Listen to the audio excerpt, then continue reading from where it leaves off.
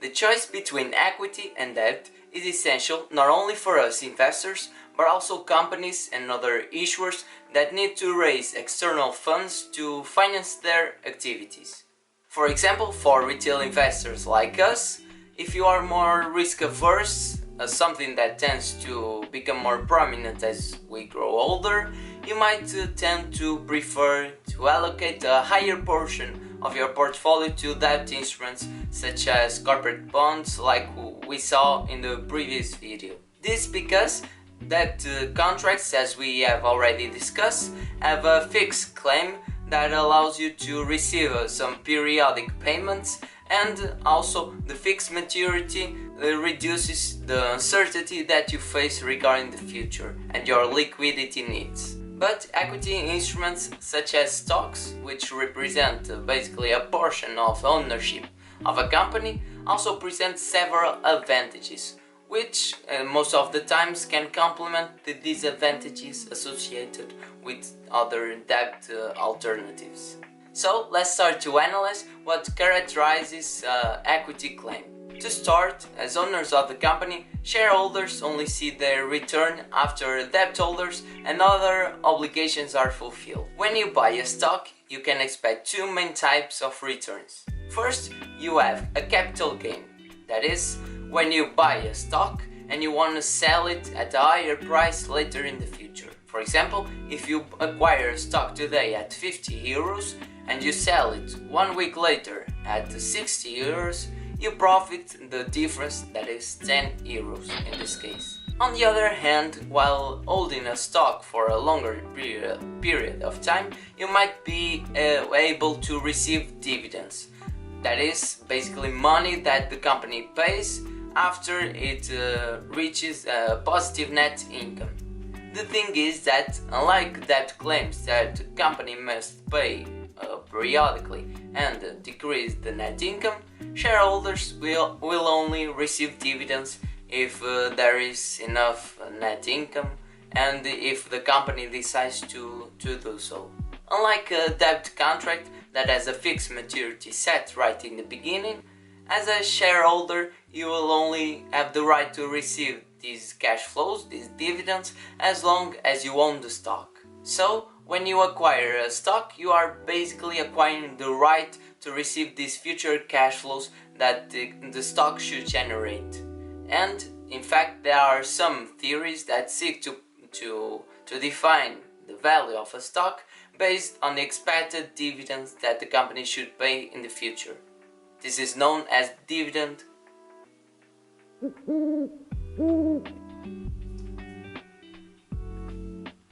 As we talked in the previous video, debt holders are usually external agents that lend money to the company.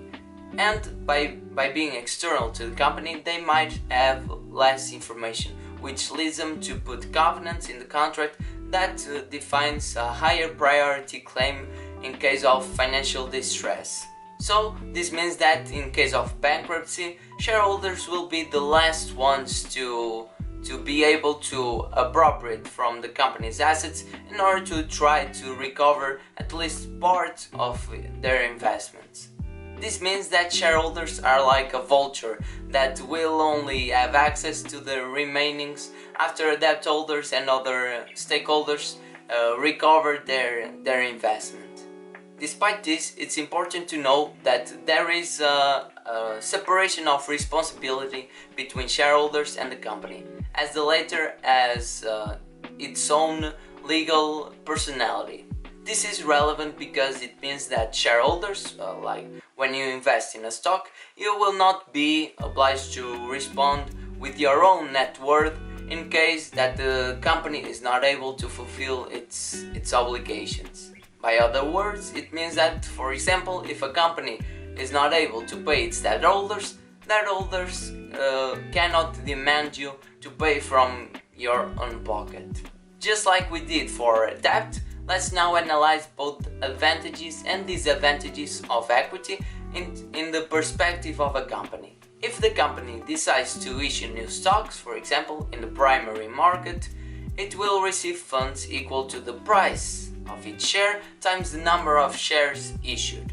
The first disadvantage is associated with capital dilution, as the oldest shareholders will see their percentage of ownership decrease if the total number of shares increases and they don't want to acquire new shares in their portfolio.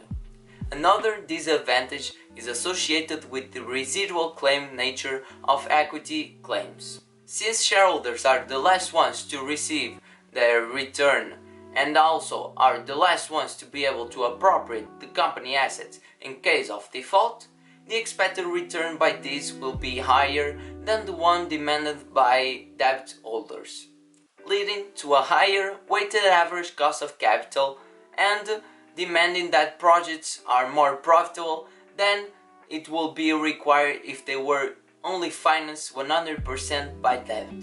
As we discussed previously, debt payments, namely interest payments, help to reduce the tax base and consequently the taxes that are owned by the company. But dividend payments come only after net income is calculated, meaning that the company loses one important source of value associated with tax benefits. Research also shows that dividends tend to be sticky.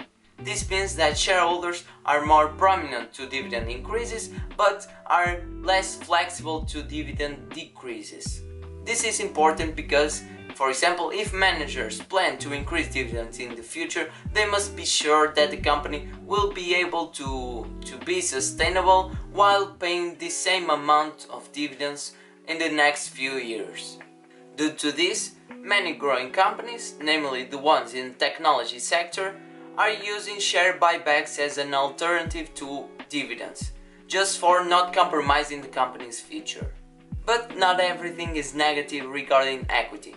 For example, if there is a significant distance between ownership and management, if managers own themselves a certain portion of the company's stocks, their interests might be more aligned with the ones of shareholders, and they might also start to seek more in the long-term sustainability of the company, instead of, for example, manipulating the company's results in their own interest. In addition, raising funds from equity might be more accessible, especially when the company has already a lot of debt and see its rating decrease, that consequently leads to a higher interest rate. So, in cases like this, the company might be better off by raising additional equity instead of debt, even at foreign exchanges, to get more exposure to new investors. As you can see, there are a lot of advantages and disadvantages associated with both equity and debt, and the choice of the proportion between these two will depend on your preferences and on your strategy, both as an investor or as an issuer, like a company. For example, as an investor, you might prefer to hold a higher percentage of your portfolio as stocks, whether it is because it's more exciting or because you want to receive dividends, or you found some stock that is undervalued and you expect to sell it at a higher price in the future. But if you are a company, this choice between equity and debt might be more difficult and will depend on several variables that are both internal and external to the company. In fact, there are already several theories that try to explain how companies choose their capital structure, but there is not only one theory that is commonly accepted by everyone. To finish, remember that before investing, even though that now you have a better notion of what distinguishes an equity claim from a debt claim, you still need to continue learning the specific characteristics of each financial asset. If you want to do so, make sure to subscribe, and I will see you in the next video.